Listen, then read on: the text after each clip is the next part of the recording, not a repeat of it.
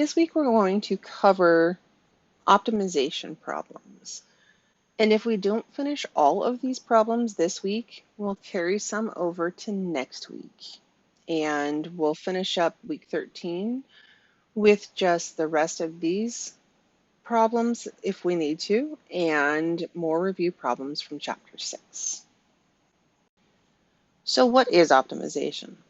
Optimization is the process of finding a value that gives you either a maximum quantity or a minimum quantity, depending on the quantity it is you're trying to compute. In practice, this might be trying to maximize a profit. That sounds like a really good business decision. Maybe you're trying to maximize revenue, or perhaps you're trying to minimize costs. There are a lot of ways we can apply optimization to the topics discussed in this class. So how does the process work? Well, the first thing we're going to do, and you can follow along with the steps on the slide, we're going to read the problem carefully and draw a picture if at all possible, which a lot of the problems we're going to look at in this video, we are going to be able to draw pictures. We're going to define variables that are related to our drawing or objective. Sometimes, yes, we will use X. Sometimes we will use other letters.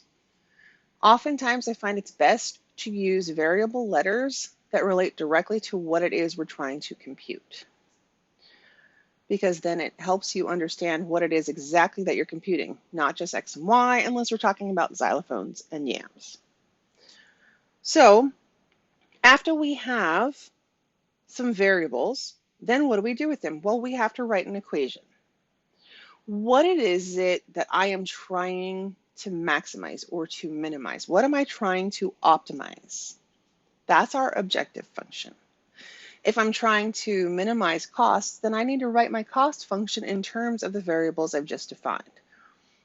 If I'm trying to maximize revenue, I need to write a revenue function in terms of the two variables, or three, however many we have. Usually it's only two. We need to write a revenue function in terms of the variables we just defined. Then there's going to be more information given in the problem statement that allows us to also use those same variables in a different way such that they equal a concrete number. So this means that we can then solve for one variable in terms of the other. This second equation that we can come up with, we call our constraint equation. So then once we have our constraint equation, then we will solve for the one variable in terms of the other and substitute it back into the objective equation. It doesn't matter. Let's say we're using X and Y. Maybe we're talking about xylophones and yams. Maybe if I solve Y in terms of X and plug in values of X now, an expression that involves X into every Y in the objective function, I can then have an objective function that's only in terms of X, and I can solve just for X. That's fine. In the end, you're going to have to find X and Y anyway, so you'll have to plug it back in and find Y anyway. And so if you were to solve it the other way, and in your constraint equation, you solved X in terms of Y, and replaced all the X's in your objective function with an expression of Y, well, once you maximized or minimized that one, you would solve for Y. Well, all you have to do, put it back into the constraint equation, and you find X. So there will always be a better choice in terms of the problem statement of which way you should substitute, but it's completely possible to do the problems both ways. So once we have our constraint, or we've used our constraint equation to solve for one of our variables, we've substituted that expression back into our objective equation. We now have an objective equation that's a function of only one variable. And the way that we can optimize that objective equation now is to take its derivative, set it equal to 0, and find all extreme points. Once we do that, we find all the critical points and determine which is a max, which is a min if there's more than one, or show that simply if we only have one, that it is the max or the min that we're searching for. Then, once we verify that it's a max or a min, we now have the x value or the y value or the t value or the p or the n or the r or whatever variable name we've used, we have that value. Perhaps once we find that, let's say we're talking about cost and it's a function of x, and x is the number of units. Well, maybe now we've found the number of units, but we're also asked what is the minimum cost. Then we can go back and plug that x back into our cost function, our objective equation. So we can find a lot of information once we have our critical point. Let's try an example here. So here I said, let's find the maximum of some quantity Q.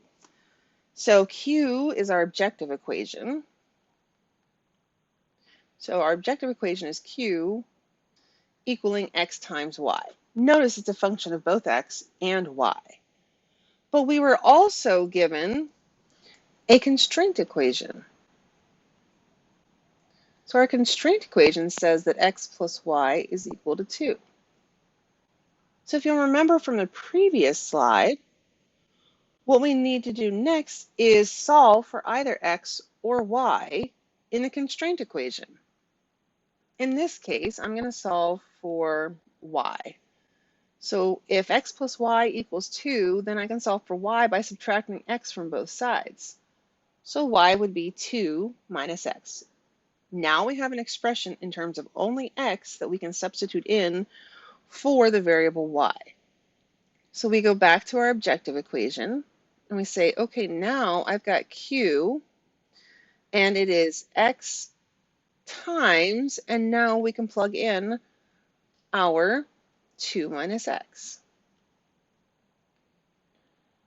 And now notice Q is only a function of x now. Make this a little neater there. So now that Q is only a function of x, we can say, okay, let's simplify it a little bit. Q of x is now 2x minus x squared. And our next step then is to take the derivative of Q with respect to x. So we can either call it Q prime or dq dx. So I'm just going to write Q prime. And when we take our derivative, the derivative of 2x is 2, minus the derivative of x squared is 2x. And in order to find any possible critical points, we have to set our derivative equal to 0. So we're going to say 0 equals 2 minus 2x. If we add 2x to both sides, we get 2x equals 2, which leads to x equals 1. Remember then, next we have to confirm that this is indeed a maximum. We are looking for a maximum. So let's look at our number line for Q prime and see what happens. Well, our only critical point there is 1. So if we plug into Q prime of x a number less than 1, let's say maybe 0, you get 2 minus 0. Well, that's 2, so that's positive. But if I plug in a number greater than 1, so let's try 3. 2 minus 2 times 3, which is 6, so 2 minus 6 is negative 4. Oh, that's definitely negative. So we can see here that this is definitely going to be a maximum. We could confirm if we wanted to by taking our second derivative, which would just be negative 2, which means, yes, our function is concave down, meaning indeed we do have a maximum. But I'm okay with just the first derivative showing that we have a change from increasing to decreasing. So we now know that x is indeed going to provide a maximum value of Q at 1. So our max Q, we now know happens at x equals 1. And can we also find what the y value then is? Well, if we go back, we understand here that y is is 2 minus x. So we can go back here and say then y is 2 minus that 1, which is 1. So our maximum value of Q whatever quantity Q is, happens where X equals 1 and Y equals 1. So what is that maximum value of Q? Well, Q is X times Y, which in this case would be 1 times 1. Or our maximum value is 1. So if we were to summarize everything, we would say that the maximum value of Q equals 1 when X equals 1 and Y equals 1. We're going to be applying this more directly in word problems in a few slides. However, I want you to see all the information you can pull and all the different kinds of information that can be asked from a problem like this. Let's try another one of these more general problems, like the first example. So let's find the minimum of a quantity Q that equals x squared plus y squared if our constraint equation is x plus y equals 8. If you want to pause here and try to solve this on your own, that would be great. And then you can come back and see if you got the right solutions. Or if you get stuck, you can always come back and see where it is that perhaps you missed a step. So start with labeling our objective equation, which is Q equals x squared plus y squared, which is currently a function of two variables. We also were given our objective, or that was our objective, we were given our constraint equation, which is x plus y equals 8. And for this example, I'm going to solve this for x this time. Since we always do y, I'm going to solve for x this time. So x is going to be 8 minus y just by subtracting y from both sides. And now when I go back to my objective equation and I plug it in, I'm going to say Q equals, let's see here, and Q is going to become a function of only one variable, and it's going to equal x squared. Well, x is now 8 minus y. So 8 minus y, and we're going to square it and add y squared. So now, if you'll notice, my objective equation is only a function of y. So I get Q of y equals 64 minus 16y plus y squared plus y squared. So I'm going to rewrite it one more time and put it in the order I'm used to. So y squared, oh, there are two of them, right? So 2y squareds minus 16y and plus 64. So now, let's see what happens when we take its derivative. So Q prime of y is going to look like 4y minus 16.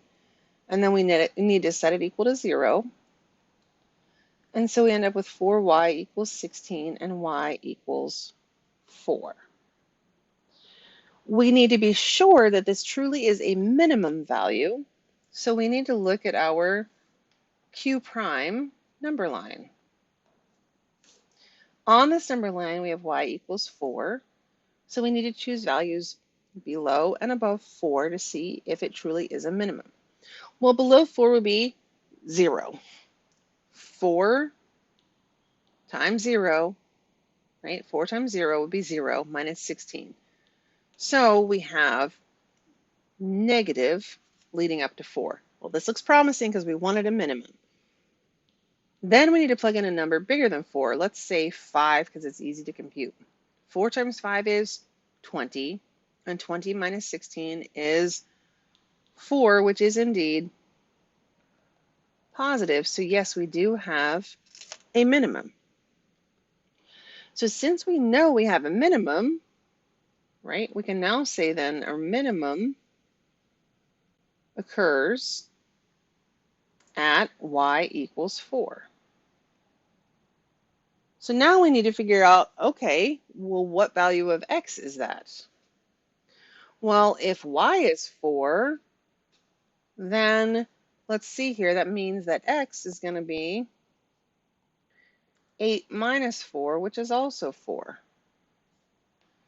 So now we need to find this minimum value of q. So our minimum of q is going to equal x squared, which is 4 squared, plus 4 squared, which is 16 plus 16, or 32, when x equals 4 and y equals 4.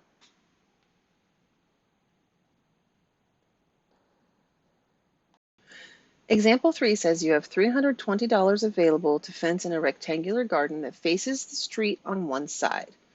The fencing for the side of the garden facing the street costs $6 per foot, and the fencing for the other 3 sides costs $2 per foot. Sounds like an HOA thing to me. Find the dimensions of the largest possible garden. So I've started out by giving you a basic drawing of what's going on here. So we have our garden and it's facing the street. So this is our street, the gray box, right? This is our street. And in the green, this is our garden, right? This is our garden here. Well, what happens is that the side that's facing the street has to have a fancier fence, whether it's for security or because it has to look fancier because it faces the street. And then we've also got fencing to put around the other 3 sides that are in our yard. So we need to come up with a way to model this situation. So let's look at some of the information we were given. We know that we have a total of $320 available. So our costs cannot exceed $320, right? So let's write that in. So our cost has to be less than or equal to $320. What else do we know? The side facing the street costs $6 per foot, and this other 3 sides only cost $2 per foot. So let's start doing some labeling here. So we know that our side facing the street is $6 per foot, but we also know these other sides are only $2 per foot.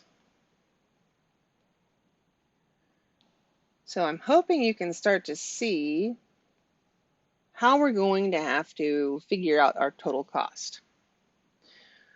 Because we're going to need to use something along the lines of perhaps, I don't know, what is it asking? Is it asking us to minimize our costs? Is it asking us to maximize our costs? Well, hopefully not. We really don't want to say, I want to build the most expensive garden possible, right? That's not really what we're asking. But is this problem, in fact, even asking us to optimize cost, or did it give us the cost? So we were given that we only have $320 available. So that sounds an awful lot like a constraint. So chances are that's not our objective. Let's read a little further and see what we come up with. Find the dimensions of the largest possible garden. Oh, there. That's our objective. So this guy is what we're trying to do. This is what we're trying to accomplish. This is our Q here. That's our objective, the largest possible garden. So in this case, the largest possible garden is going to be the one that has the most area. So our objective here is we want to maximize our area, right? So here is going to be the area is a maximum. So the question becomes, how do I find the area of this rectangular garden? Well, area of a rectangle we know is length times width, but we haven't defined a length and a width here, so we should probably do that first. So let's call this long side here length. It means that also this side facing the street here is also a length. And then that means that the two sides that are still in our yard are both width. And that will make life a little bit easier. So we know now that our objective is length times width. Let's look at our constraint here. So our constraint equation, let's see here if we can figure that out.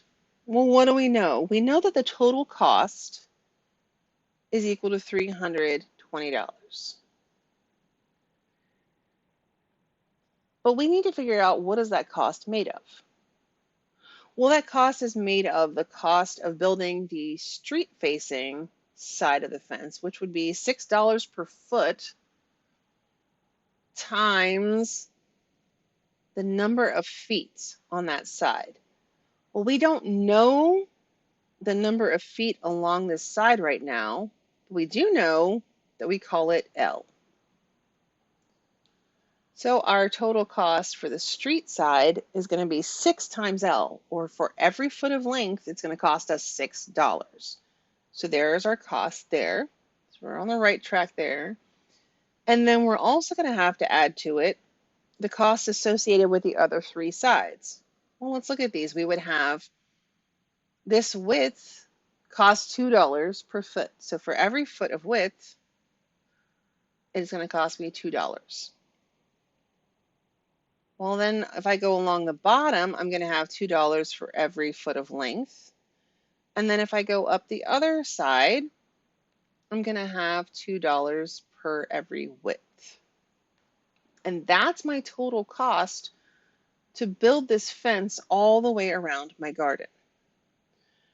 So if I add it all up, what do I come up with? Well, I have 6L plus 2L, so I have 8Ls plus 2W plus 2W is 4W.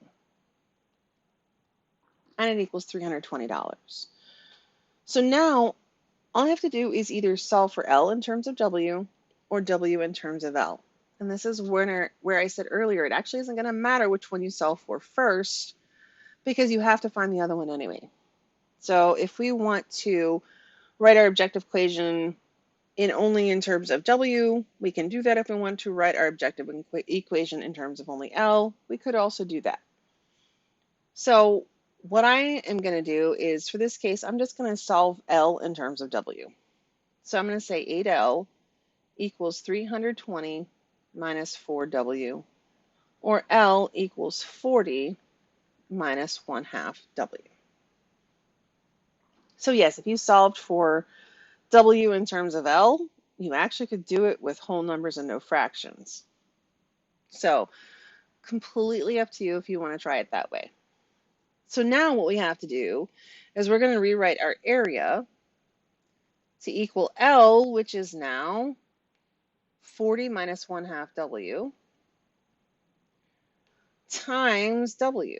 And now my area is only a function of W. So let's simplify it a little bit.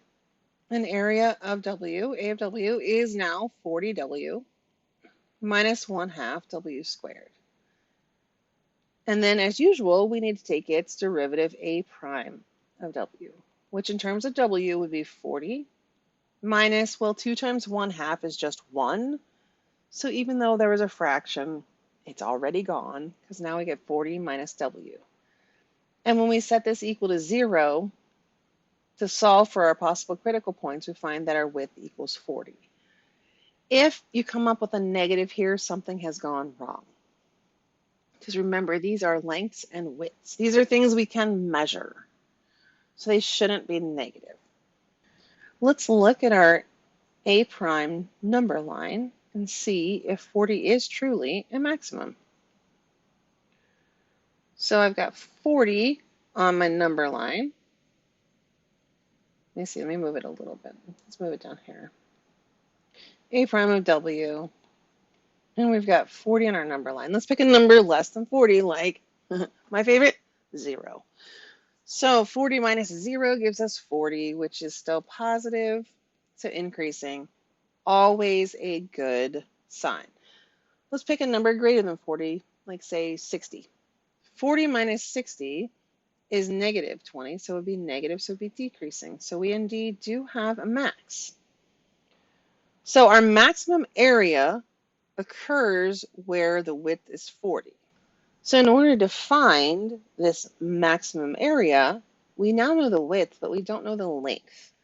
So what we need to do is we need to plug it in. So if our length is then going to be 40 minus 1/2, and then we're going to plug in this W where the maximum occurs. So 1/2 times 40. So 40 minus half of 40 is 20.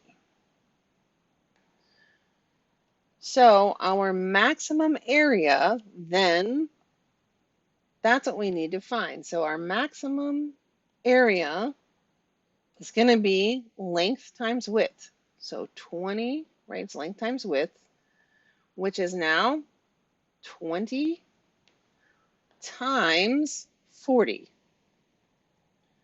Or our maximum area is now 80 square feet. Or 800, I wrote 80. Sorry, it's 800 square feet.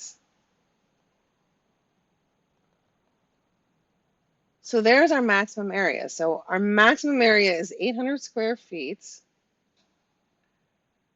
So our max area is 800 square feet when our length equals 20 feet and our width equals 40 feet. Which I just realized I need to put my units on those guys. There we go. So our problem asks us to find the dimensions of the largest possible garden, which would be 20 feet by 40 feet. And when you put this into Pearson, it won't matter whether you put in 20 by 40 or 40 by 20, as long as you have those two numbers there. So what I labeled as a length, if you label it as a width, Pearson will not mark it wrong. They may also ask you what that maximum area is. So I wanted to make sure that you knew how to find that too. Let's look at another physical example. A builder wants to build a rectangular pen with 3 parallel walls using 500 feet of fencing. What dimensions will maximize the total area of the pen? So let's look first at what we were given. We have 500 feet of fencing. That is a constraint.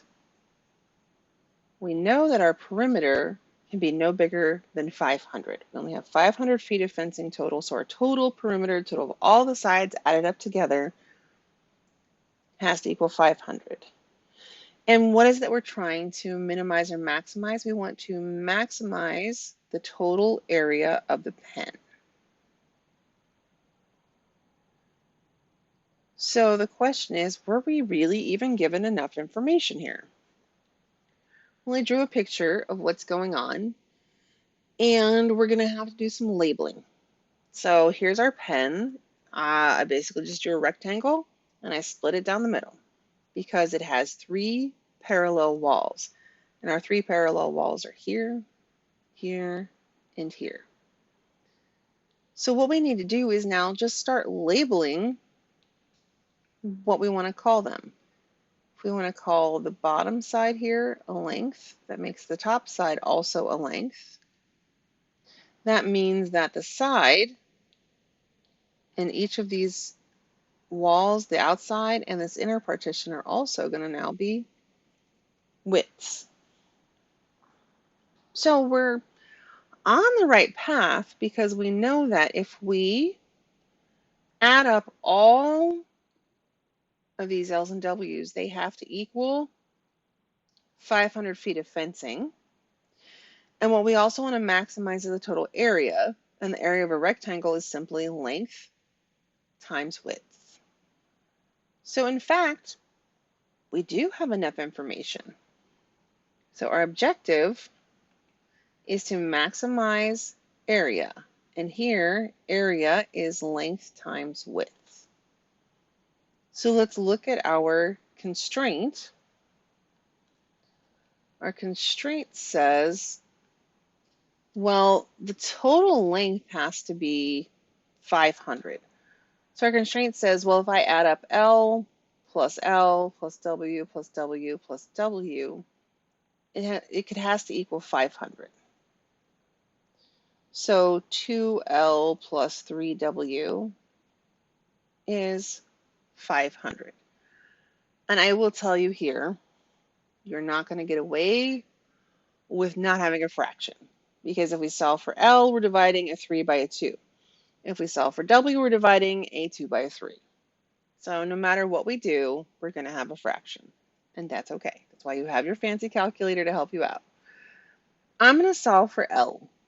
So 2L here equals 500 minus 3W. So L would be 250 minus 3 halves W. How did I get that? Divide the 500 by 2, divide the 3 by 2.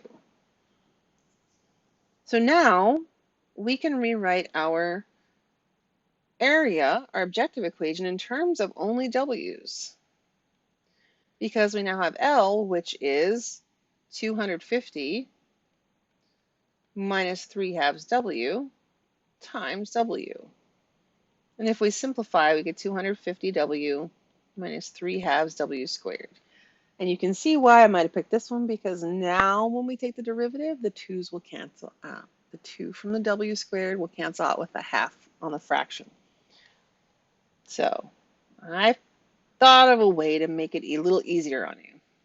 So let's take that derivative, A prime, and derivative of 250W in terms of taking the derivative with respect to W would be 250 minus 3 halves times 2W. So there you go, our 2's cancel out. So we end up with 0 equaling 250 minus 3W. Well, isn't that nice? So 3W equals 250, and W equals, now this is not going to be a round number. It is 83.33 feet. And that is okay. Oftentimes, when working on stuff in the real world, it is rarely a perfect, I am exactly 83 feet, or my deck is exactly, 6 inches off the ground. Maybe, I guess it's not really a deck, it's more like a porch at that point. But, oftentimes it's not exact. So that's okay. We have 83.33 feet. So, or a third of a foot, which is 4 inches. So 83 feet and 4 inches, which is something that we can certainly measure. So what is this? Is it a maximum or is it a min? Let's look at our A prime of W number line. Drop our 83.33 on it. If we use our oh-so favorite, 0, as our number less than 83.33, we get 250 minus 0. Definitely a positive. If we choose a number greater, let's say 100, 3 times 100 is 300. 250 minus 300 is definitely negative, so we indeed have a maximum. So now let's find the corresponding length there. So now that length at the maximum is going to be 250 minus 3 halves times 83.33. And what I'm going to suggest is in your calculator, don't actually round it to 83.33. Use the full value that's in there. And the reason why is when you plug this in, you find out that you end up with an exact number, because this is 250 minus 125, which is 125 feet. If you round before you get to the end, you aren't going to get a whole number there. All right. So what are the dimensions of our largest pen? That would be 125 feet by 83.33 feet. So the dimensions, which is what we were asked for, of the largest pen would be W equals 83.33 feet, and L equals 125 feet. If you were asked for the size of the garden, what is the maximum size of, not garden, sorry, the garden was the last one. What is the maximum area of the pen? Then you would just multiply the two together. The last example we're going to cover in this video says that we have a farmer with $750 available to build an E-shaped fence along a river so as to create two identical rectangular pastures. The material for the side parallel to the river costs $6 per foot, and the material for the three sections perpendicular to the river costs $5 per foot. Find the dimensions for which the total area is as large as possible. So we're trying to maximize area. We were given our constraint, $750, right? That's our constraint on cost. And then we were also given a little more information. The side parallel to the river costs $6 per foot, and the other sections are $5 per foot. So what does this look like? Well, that means this side down here that's parallel to the river. Now notice it is E-shaped. Here's the E. The E is just facing the river. Suppose I could have turned it to the right. If you rotate it to the right, then it would look like an E facing the river. So while I didn't draw them exactly the same size because I got a little carried away with the blue on the river, they should be exactly the same size. So what we have here is we have this side that's parallel to the river that we're going to call L again. And what we know about L here is that L costs $6 per foot. These other sides that are perpendicular to the river, we're going to call W again. And these guys are only $5 per foot. All three of them. So we can start building a cost function, which is going to be our constraint, because what was our objective? Our objective was to maximize the area again. So our objective here is we want our area to be a max, right? So our area again is length times width. So we know we're going to have to use our constraint to help us out here. So for our constraint, we know that we have, well, same as last time when we were talking about our garden facing the road and needing to build a fence. We have some issues, or if we even looked at the one before that, we have some issues where we have to figure out what is that cost. Well, if I have a total length L down here and each foot of L costs $6, my total cost is going to be $6 per foot times L feet. So I know I have 6L. To that, I'm going to have to add each of the perpendicular pieces of fencing, which each are a length of W feet that is, and they each are going to cost $5 per foot. So I have 5W 3 times in there. I hope this should have been perhaps this color. Here, those should have been the aqua to match the diagram. Sorry about that. So we know our total cost then is $750. So we end up with 6L plus 15W equals $750. So I think I solved for L in terms of W on both of the last ones. So let's solve for W in terms of L this time. So 15W equals 750 minus 6L. This is my way of showing you it doesn't matter which you solve for first, whether it's W or L. And now when we divide both sides by 15, we get 750 over 15 is 50. And 6 over 15 both have a 3. that we can factor out, which makes this a 2 over 5. So we end up with W equaling 50 minus 2/5 times L. And now when we go back to our area, our objective, we can now make this a function of only L by saying I have L times W, which now W is 50 minus 2/5 L. And if we simplify that by distributing the L, we end up with 50L minus 2/5 L squared. And when we take the derivative, we end up with 50 minus 4/5 L. When we set that equal to 0, we'll move the 4/5 L to the other side. And L ends up being 62.5 feet. So we need to make sure that we check to see that that is truly a maximum. So let's look at our A prime of L number line. On it, we know we have 62.5, and we need to pick a number less than that. Good old 0 again. 50 minus 0 is positive.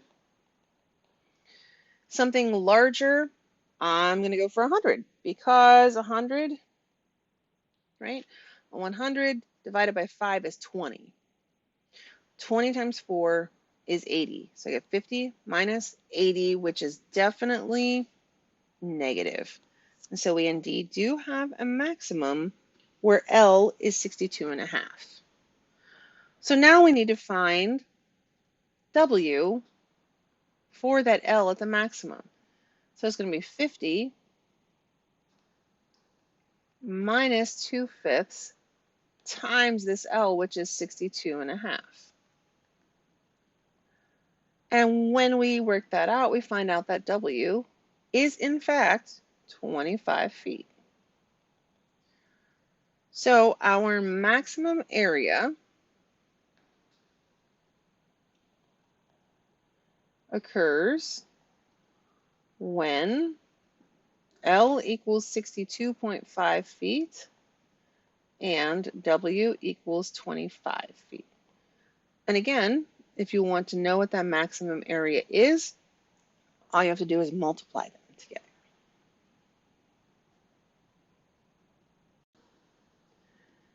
The last thing I want to leave you with for today is I want you to start looking over the reminder of all of the ways that we can apply cost, revenue, profits, all those sorts of concepts to derivatives with business and economics. So remind yourself that C of X is the cost of producing X units of a product.